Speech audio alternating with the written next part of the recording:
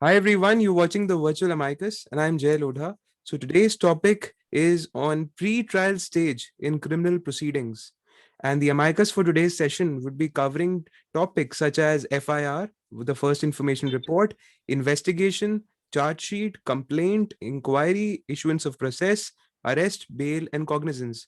He'll be dealing with all of these topics in great detail, trying to explain it in simple language. And so today we are joined by a very dynamic criminal lawyer. We are joined by Mr. Harsh Sharma. And just to give you all a brief introduction about our amicus for today's session, Mr. Sharma studied law and did his BLS LLB from GLC Mumbai, Government Law College Mumbai. He subsequently did his master's LLM in corporate laws, and he also holds a diploma in IPR and cyber laws. He's been a practicing advocate at Honorable Rajasthan High Court, both Jaipur bench and the principal seat at Jodhpur for a period of over 6 years. And the areas of specialization include criminal law and writ matters. So thank you so much, Mr. Harsh Sharma, for taking out time on a Sunday morning. And today's topic is very interesting. So I think before wasting any more time, the stage is set. The floor is all yours. Over to you. Thank you, sir, for inviting me on this wonderful portal. And as you have said that we are going to discuss the pre-trial stage, which includes all the details which you listed out, all the topics which you listed out. And it is very important to discuss them, and it is very, very important for the lawyers as well as laymen to understand all these topics so that they are able to go through the criminal proceedings and understand what is happening. These are the foundation. This is the foundation upon which a criminal proceeding rests. So let us begin. So there are mainly two modes of two methods on which criminal proceedings they initiate. There's FIR and there's complaint. So let us first discuss what is FIR. FIR is basically a document which is prepared by police when an informant informs them regarding a cognizable offense, either orally or in writing. In case it already in writing, then the police just have to record or take it on record.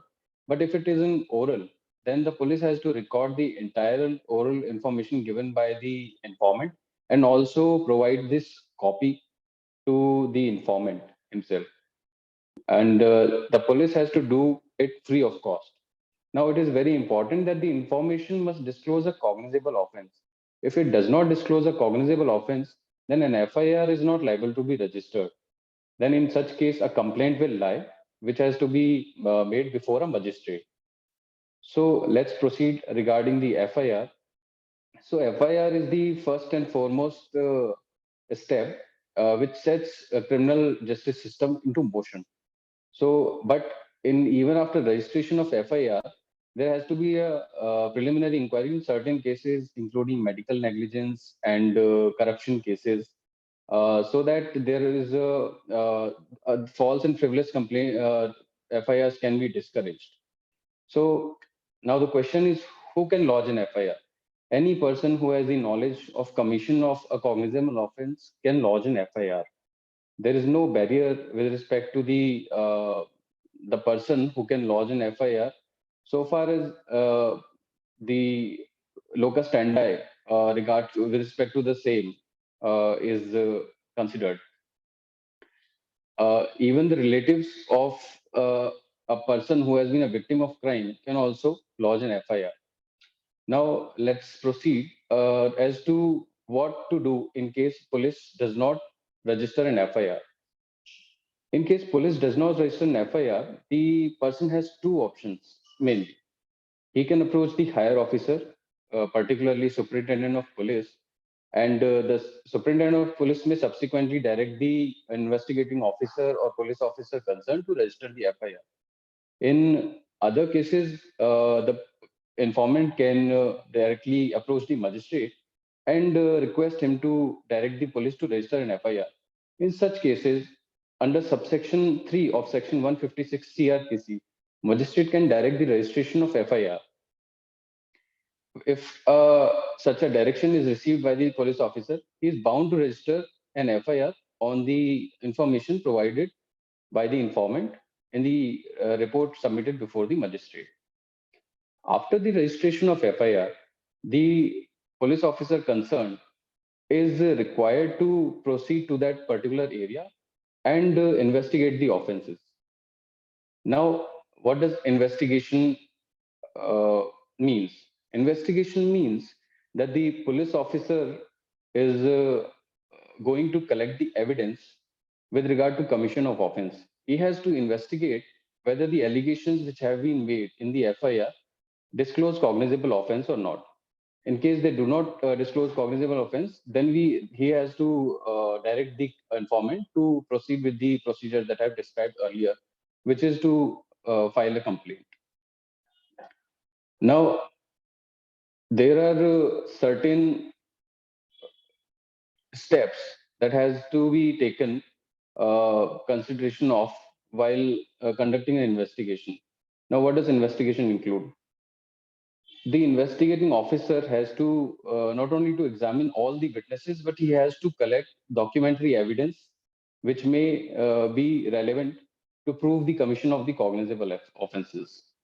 For that, he may have to examine the accused as well as the victim.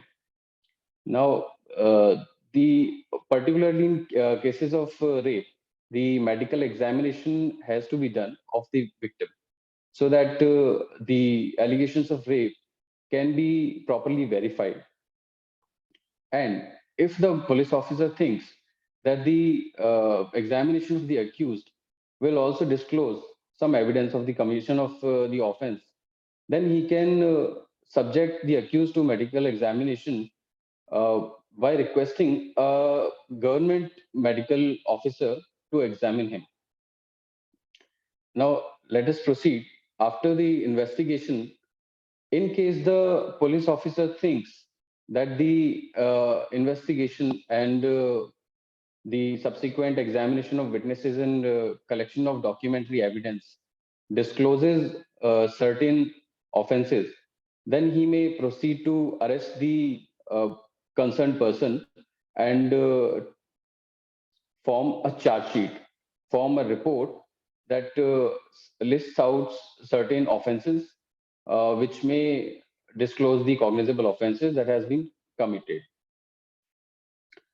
Now, what is arrest? We have to discuss this topic so that we can understand uh, what is arrest, how it is made, and what are the rights of the accused in case an arrest has been made.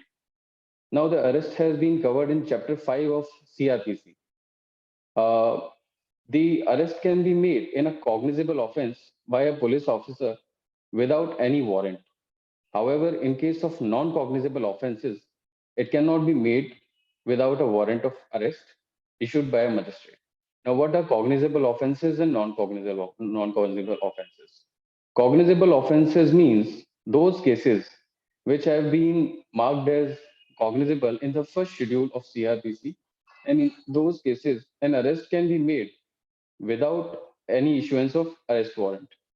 And similarly, in non-cognizable offenses are those offenses which have been marked as such in the first schedule of CRPC, and in which arrest cannot be made without the issuance of warrant.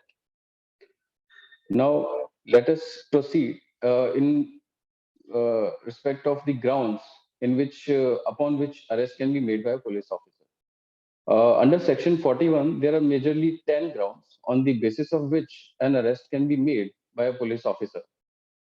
So, main grounds I will cover three. There are in total 10 grounds, but mainly there are three grounds upon which such an arrest can be made. So, first is that commission of cognizable offense before such police officer. In case as such any cognizable offense, which we have discussed earlier, what are cognizable offenses? If such an offense is committed in front of the police officer, he does not have to wait for issuance of any warrant. He can directly proceed with arresting that concerned person. Such ground is important because in case the police officer will go and request for issuance of warrant, then that will be rendered impractical, and because the accused person may run away by that point of time, and that is why the issuance of warrant is not necessary in such cases. Let's move on the ground number two, which is the when such police officer receives any reasonable complaint or he has any reasonable suspicion that cognizable offense has been committed by any person, and the offense with respect to which such reasonable suspicion or credible information has been received is punishable by a period of time which may extend to 7 years. But in such cases, there are certain conditions that have to be followed before an arrest can be made. For example, the police officer must have a reason to believe that the person is guilty of the commission of such cognizable offense, and he must consider that the arrest is necessary to prevent further commission of an offense by such person, or to prevent him from tampering with the witnesses or with the evidence, or he may believe that such person is not going to appear before the court if arrest is not being made. However, in cases where the offense is punishable by a period which may extend more than 7 years, or which is punishable by death or life imprisonment, no such conditions have to be followed. Only on the basis of credible information or reasonable suspicion, the police officer may proceed with arresting the person in such cases. Now, these are very important grounds, uh, as the police officer does not have to wait for issuance of warrant, because if in case in such grounds the police officer is not empowered with such powers, then the criminal process will be rendered unusable, impracticable, and the persons may proceed with tampering of evidence, and they may run away, and they may not attend the court proceedings. They may not participate in the criminal process. So there are certain cases when the police officer may not consider that the arrest is necessary. So, what is to be done in such cases? In such cases, the police may issue a notice under Section 41A of CRPC and call upon the accused to appear before the police, either at the police station or any other place as he deems necessary, and to participate in the criminal proceedings. Once such notice has been issued under Section 41A, then the person to whom it has been issued is bound to appear before the police officer. If he refuses to appear and refuses to participate in the criminal investigation, then the police officer has the power to arrest him without further permission from any court. And let's discuss who is eligible, who is empowered to make arrest under CRPC. Now, as we all know that police officers are empowered to make arrests under CRPC for cognizable offense. But what if a cognizable offense happens in front of a civilian?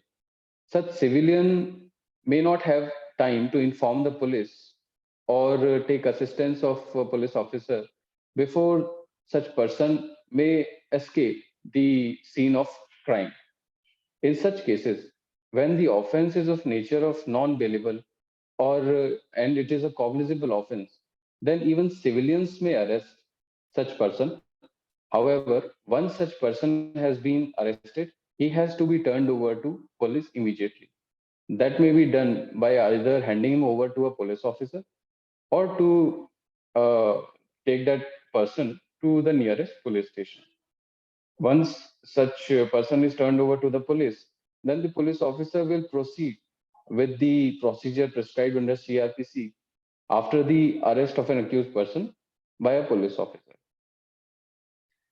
Now, in what are the examples in such cases the person may be arrested by civilians? Section 302, which makes the offense of murder punishable. If such in such cases which is a which is a cognizable offense and a non-bailable offense. If a murder occurs in front of a civilian, then such civilian may proceed to arrest such person. Now, how the arrest has to be made? It is a very important aspect, and it has to be followed by any person who is going to make an arrest. Now, as we know that there might be a situation where the person who has to be arrested is a male or female. So let's see how an arrest of a male accused has to be made. If the accused person is a male, then the person who is arresting him has to actually touch and confine his body unless he makes his submission by a word or any action. If the person who is making arrest thinks that such person may escape, then he actually can hold that person. But the restraint which is required for that shall not be more than the minimum amount of restraint that is required to do so. But what if such an accused person is a female? Then, in such cases, then arrest has to be made by a female police officer. If the female police officer is not available, then the person who is arresting her shall not touch her body, and her consent to submit to such arrest shall be deemed. And in case she tries to run away, in such cases, such arrest can be made. Uh, Now, what if the female police officer is also not available and it is necessary to make such an arrest? So, such reasons has to be recorded in case an arrest has been made by male police officer to show that there was no time for such officer to arrange for female officers and or to either make any other arrangements in that regard. Now, what if that person tries to escape? Then what does a police officer or any other person can do?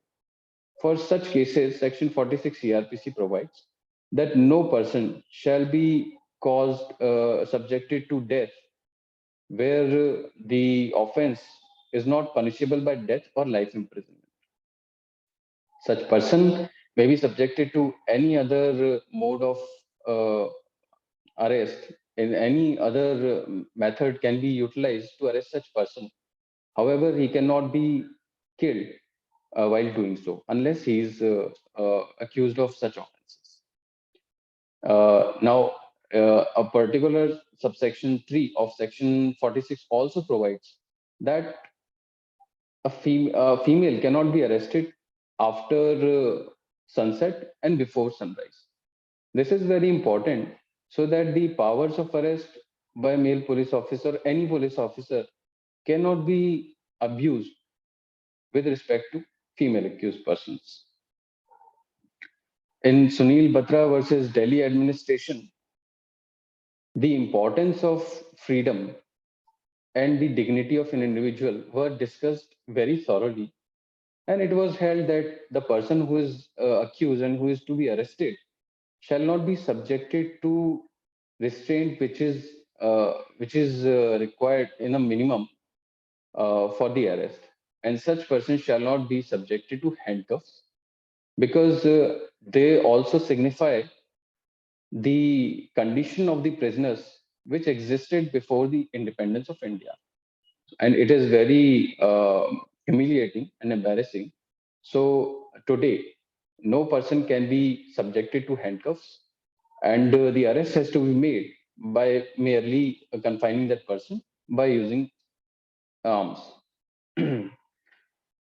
Now, after the investigation is complete, the police officer may either conclude that the offenses have been made out, or he may conclude that the offenses which have been alleged to be committed by any person have not been made out. In either cases, the police officer has to submit a report to the magistrate concerned. If the offenses have been concluded to be made out by the police officer, such offenses have to be listed in such report, and the entire proceeding that has been conducted during investigation has also to be mentioned in such report. Such report is often called charge sheet or FR. In common parlance, it is called FR. When the offences have been concluded to be made out by the police officer, such a final report is called charge sheet. When the offences are said to be not made out, such final report is referred to as FR in common parlance. Now, which is the concerned section which mandates that the police officer has to file such a report? Such law has been mandated in section 173 of CRPC. 173 subsection 2 CRPC says that as soon as the investigation is completed, the officer in charge shall forward to a magistrate empowered of taking the cognizance of the offense a police report stating the names of the parties, the nature of the offense, the person who is acquainted with the circumstances of the case, whether any offenses have been made out, whether the accused has been arrested, and whether he has been released after such an arrest has been made on sureties and bonds. In case such person has been forwarded in custody under section 170, such fact also has to be mentioned in the final report. Once the final report is submitted, it marks the end of an investigation in any criminal case. If any additional evidence also comes to the notice of police officer after the submission of the charge sheet, that evidence can also be forwarded as the part of further investigation by such police officer to the concerned magistrate. This has also been mandated in section 173 CRPC. Now, we must stop and discuss certain aspects of further investigation. Further investigation means an investigation done after the conclusion of the investigation, submission of the charge sheet initially before the magistrate. Now, who can direct further investigation? Further investigation, either the police can itself take upon itself to conduct further investigation in the criminal case, or it can be directed by the magistrate or the concerned court uh, to the police to do such an investigation. Now, what if the magistrate directs to conduct a reinvestigation of this case? The Supreme Court has time and again held that such an investigation cannot be ordered by any court except the constitutional courts. That means Supreme Court and the High Court. Only these courts are empowered to direct reinvestigation in a case. Why? Because investigation is a lengthy process, and if every court was empowered to do so, it may become a regular practice and which may hamper the criminal justice system in a manner that the criminal proceedings which have been initiated after FIR may not culminate in the conclusion in the form of criminal trial at all in many cases. So such powers have been reserved to the constitutional courts. Now, in case magistrate directs further investigation to be made by the police, then the police has to investigate the matter apart from the investigation already which has been done with a new objective, with a new eyesight, and conclude the manner, bringing all the facts and circumstances which had been left out in the previous investigation which was done regarding a particular case. If certain new facts and circumstances are revealed by the evidence, oral or documentary, they have to be made a part of subsequent charge sheet, which has to be filed, which is also required to be filed before that concerned magistrate. Now, that charge sheet will also be read along with the first charge sheet, which had been filed by the police. There is no particular limit to how many charge sheets can be filed by the police, as such, provided under CRPC. So, as long as the investigation discloses new facts and information, they can be made part of subsequent charge sheets. Now, in case the offenses are not disclosed as per the investigating officer, he must disclose that in what manner the offenses have not been disclosed. In case the offenses are disclosed in with respect to particular accused person, however, they are not disclosed as against other accused persons, that such fact can be mentioned in the final report, and the names of those accused persons can be removed from the investigation, and the charge sheet may be filed before the court with respect to those persons only against whom the offenses have been found to be completed. I must mention that it is not necessary that the magistrate must uh, proceed with the trial and frame charges with respect to the offences which have been mentioned charge sheet. Magistrate is not at all bound with the conclusions of the investigating officer. This is merely the exercise which has to be conducted by the investigating officer for the perusal of the magistrate. After the submission of charge sheet, the role of investigating officer comes to a closure and the role of the trial court begins.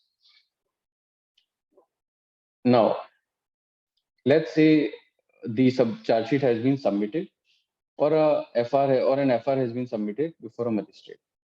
Then what is the next step in the criminal process? The next step will be either to take the cognizance of the offenses which has been mentioned in the charge sheet or reject the charge sheet. Either accept the negative final report or reject the final report and take cognizance of the offense by its own. Now, let's say a charge sheet has been filed before the consent court. Then the magistrate may proceed by taking cognizance or by taking judicial notice of certain or all the offenses which have been mentioned in the charge. Now, what do we mean by cognizance? Cognizance literally means to become aware of. However, with respect to a court or a magistrate, it means taking judicial notice of an offense. Now, there is no particular definition which has been provided under CRPC of as to what cognizance is, but it has been defined by judicial pronouncements in long lines on long line of judgments. Now, it does not actually involve it does not involve any formal action. However, it can be determined by certain actions which have been taken by magistrate. Now, what sort of actions are those which define that, which may signify that cognizance has been taken by a magistrate? Now, let's say the magistrate accepts the charge sheet and calls upon the accused to participate in the criminal process. Such an action will signify that cognizance has been taken by a magistrate. The act of calling upon an accused to appear before the court is also referred to as issuance of process. We'll come to that later on. So, first of all, now we should discuss under which section and under what circumstances the magistrate can take cognizance. Section 190 of CRPC provides the method in which the mode in which the magistrate can take cognizance of an offense. Now, the magistrate of first class or second class magistrate who have been empowered by a chief judicial magistrate to take cognizance may take cognizance either on a complaint which has been made by a person, or he may take cognizance based upon a police report which have been discussed by us, and or he may take cognizance upon information which has been received from any person which is not in the form of complaint, or based upon his own knowledge of any commission of any offense. Now, in case cognizance is taken by the magistrate of a police report, then he may directly proceed with issuance of process. And in case he does not take cognizance of such an offense, then the police officer concerned is bound to inform the informant that the charge sheet has been submitted. In such case, the magistrate has to provide an opportunity to the complainant to protest against the submission of charge sheet. In case the informant does not protest against the submission of charge sheet and the rejection of such charge sheet by the magistrate, then the magistrate may reject the charge sheet and it will ultimately result into nothingness, and it will not result to a criminal into a criminal. However, if the protest petition is filed by the informant and the protest petition discloses the commission of offense, then the magistrate may proceed to inquire the informant as well as the witnesses which has been uh, referred to him by him in the complaint. Now, after examination of such complainant and the witnesses uh, produced by him in support of his allegations, and on prima facie level, if the magistrate concerned finds that there is sufficient evidence, sufficient reasons to proceed, then he may take cognizance of the offense, and then he may proceed to for issuance of process to call upon the accused to appear before the court. Now, this is a process which is similar to a complaint case, and the powers to examine the complainant and the witnesses have been provided under Section 200 and 202 of CRPC. Now, let us pause for a minute and let us go back to the other uh, method in which criminal justice system can be set into motion. Initially, we had discussed that FIR and complaint, there are two modes by which we can set criminal justice system in motion. We have discussed what happens when an FIR is registered and how it goes to the stage of cognizance. Now, let us discuss how complaint is submitted before a magistrate and how it reaches to the stage of cognizance. Now, let us go through what is complaint. Complaint is basically defined under Section 2, subsection D of CRPC. It is one allegation or maybe more than one allegation which have been made either orally or in written to a magistrate with a view of him taking action under this code that an offense which is cognizable or non-cognizable has been committed by any person. Now, we must notice that there is stark difference between FIR and complaint. And one of the major differences is that an FIR can be registered only with respect to a cognizable offense and not with respect to a non-cognizable offense. But a complaint may be registered with respect to cognizable as well as a non-cognizable offense. Now, what happens after a complaint is registered under CR by a magistrate under CRPC? The magistrate may take cognizance of such a complaint of the offences mentioned in such complaint, or he may reject the complaint, dismiss the complaint if no offences have been made out on a prima facie. There is not sufficient ground for the magistrate to proceed. If the allegations which have been mentioned in the complaint disclose the commission of an offense, then the magistrate will take cognizance of the offences. Now, at such level, the magistrate is not going to examine the veracity of the complaints in a meticulous manner. That particular step has to be done during the criminal trial, which has to be which commences after framing of charges against the accused. Now, if the magistrate thinks that there is sufficient ground for proceeding, and he does not think it fit to dismiss the complaint, he will proceed to summon the accused person. But before that, he will examine the complaint and the witnesses under Section 200 and 202 CRPC. Now, it is important that the statements of the complaint and the witnesses which have been recorded by the magistrate, they must be recorded in a written manner, and such statements have to be signed by the magistrate as well as the witnesses. and the copy of the same will be provided to the complainant free of cost. Now, let's discuss what is issuance of process and how the court calls upon the accused person to appear before. This is called issuance of process, and it may be done by two methods, either by issuing summons to the accused person or by warrants. Warrants are of two types, bailable and non-bailable warrants. As such, there is no difference which has been mentioned in the CRPC.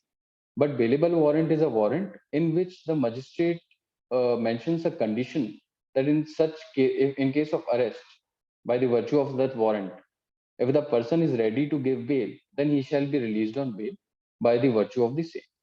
Such warrant is called bailable warrant. However, if no such condition has been mentioned in the warrant, it is called a non-bailable warrant. Now, CRPC as such empowers the magistrate to either issue summons or warrant.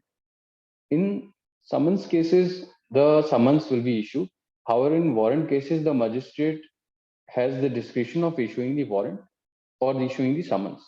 However, by the virtue of judicial pronouncements, and there are catene of judgments on this topic, the magistrate shall invariably issue summons when there is not the utmost necessity of issuing warrants, particularly non-bailable warrants.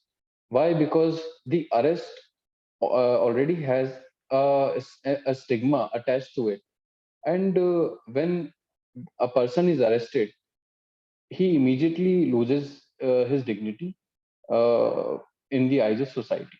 So the court discourages the arrest of persons with, unless it is very necessary.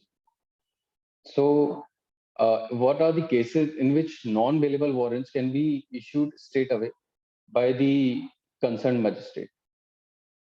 Let us discuss those. There are certain conditions. There are majorly three conditions in which the non-bailable warrants can be issued. If there is a reasonable reason that the person who is being summoned is not going to appear before the court, there must be a sound reason to that effect. And if the police authorities have been unable to find him despite the issuance of summons, and the third one is that the person could harm someone if he is not uh, put into custody immediately. Those are the only three conditions in which non-bailable warrants can directly be issued by the magistrate concerned. And these conditions have been laid down in the famous judgment of Inder Mohan Goswami versus State of Uttaranchal in the year 2007. In all other cases, the magistrate is required to issue summons or bailable warrants. And the accused persons are expected to participate in the criminal proceedings by after they receive such process. Now, let's say that the persons refuse to answer to the summons or bailable warrants which have been issued to against them. In such cases, the person may be arrested by the virtue of non-bailable. Now let's come to the topic of arrest. Once a person has been arrested by the police officer, either under Section 41 or by the virtue of issuance of non-bailable warrant against him, then what are the provisions that cover such an arrest? And what happens if such person deems it fit to apply for bail? Should such person be kept in custody until the end of the trial, or can he be released during the trial? Such provisions have been covered under Chapter 33 of CRPC from Section 436 to 449. Now, Section 436 provides when a person can be released on bail by the police officer or magistrate, and he has to be released on bail in certain cases. When the offenses mentioned in CRPC's first schedule have been marked as bailable offense, in such cases, if the person who has been arrested is ready to give bail, he must be released on bail by the police officer concerned or the court concerned. He cannot be denied bail in such circumstances. And what if such person is not capable of giving the requisite surety? If such person is an indigent person, then also without submitting such sureties, securities, and without submitting such bail, he can be released on bail under Section 436. However, such person has to abide by the conditions which are set forth by the concerned police officer or the court. And in case such person does not follow those conditions and if he is rearrested, then the court or police officer is not bound to give him bail in such circumstances. Let's say a person has been arrested for a non-bailable offense. Then what is the procedure of granting him bail with respect to that? Under Section 437 CRPC, any court other than High Court or Session Court have been empowered to grant bail to such person. However, there are certain conditions uh, in which such bail shall not be granted. If the court concerned has reason to believe that the person is guilty of an offense which is punishable with death or life imprisonment, then such bail shall not be granted to that person.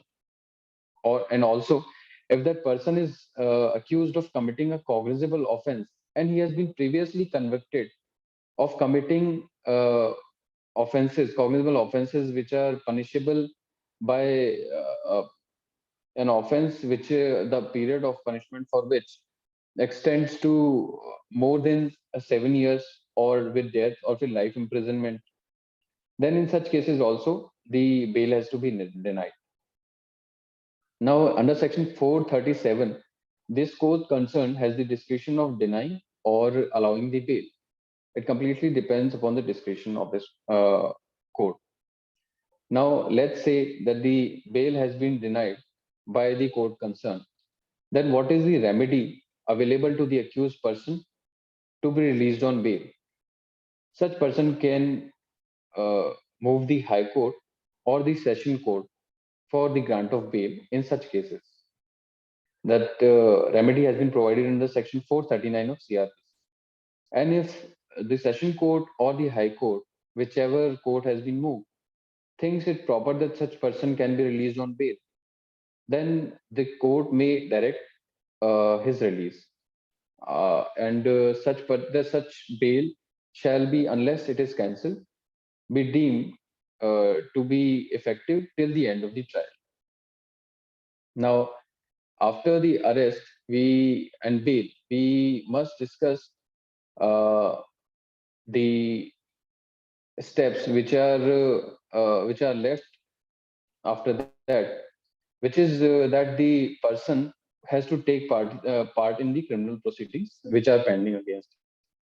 Now, I must also discuss the remedy of anticipatory bail, which is available to a person who has an anticipation of being arrested with respect to an offense. Let's say an offense has been committed, and the person thinks that the police may come to a conclusion that such person is guilty of that offense. However, he thinks that he must not be arrested with respect to that offense. Then he may apply to the session court or high court for the grant of anticipatory bail. Now, what is anticipatory bail?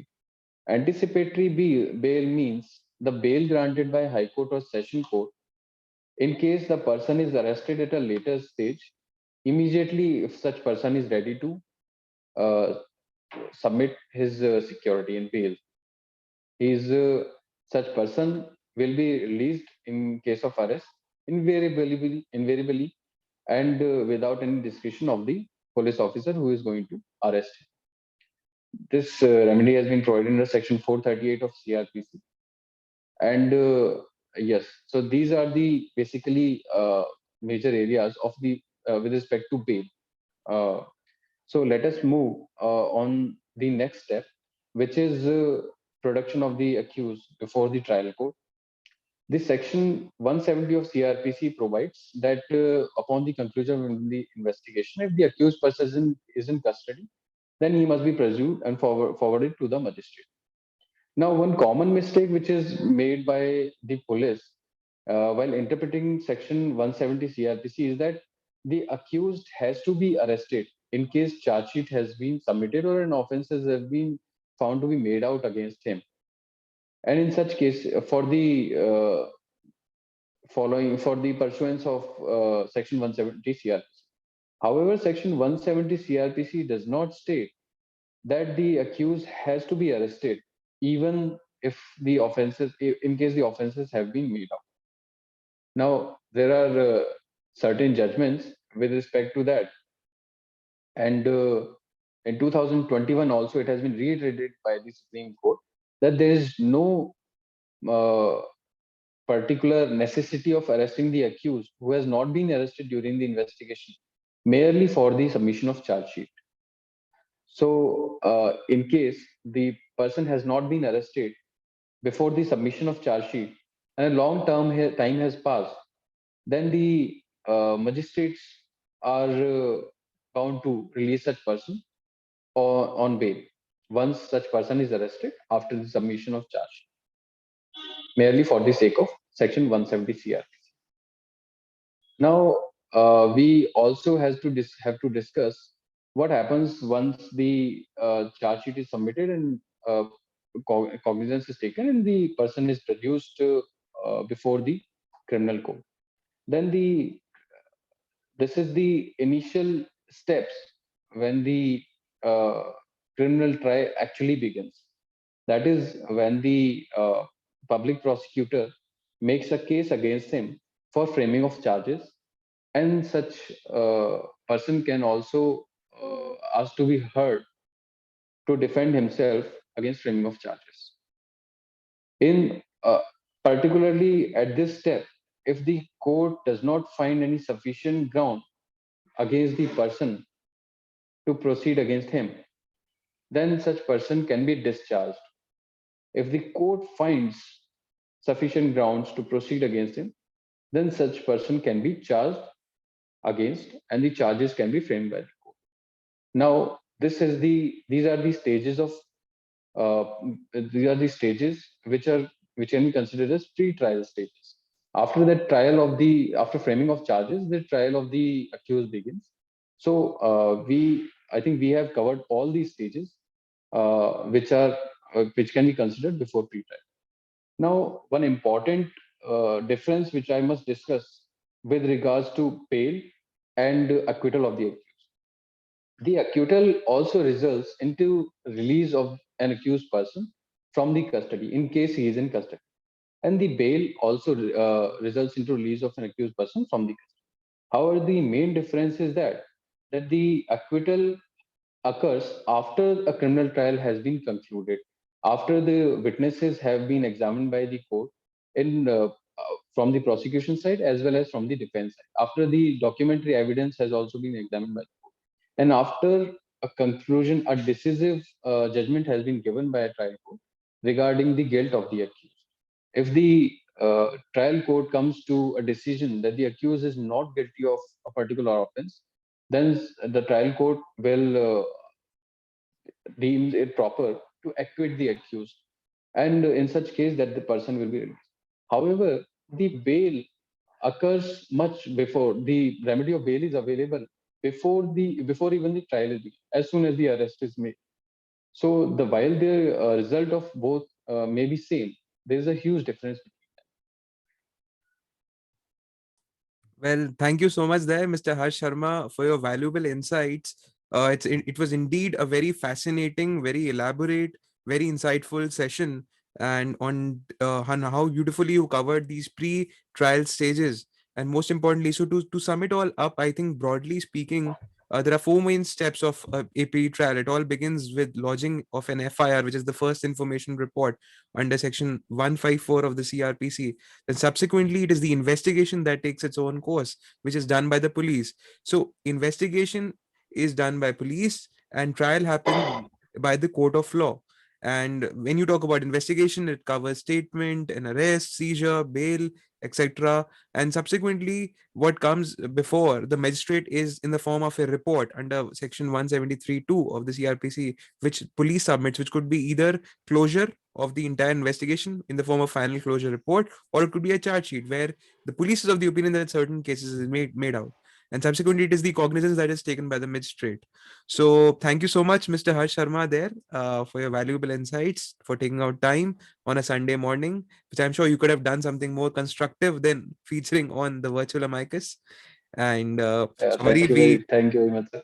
we spoiled your And weekend I think plans. this is the most productive thing that I could have done today. So I'm glad that you gave me the opportunity for this.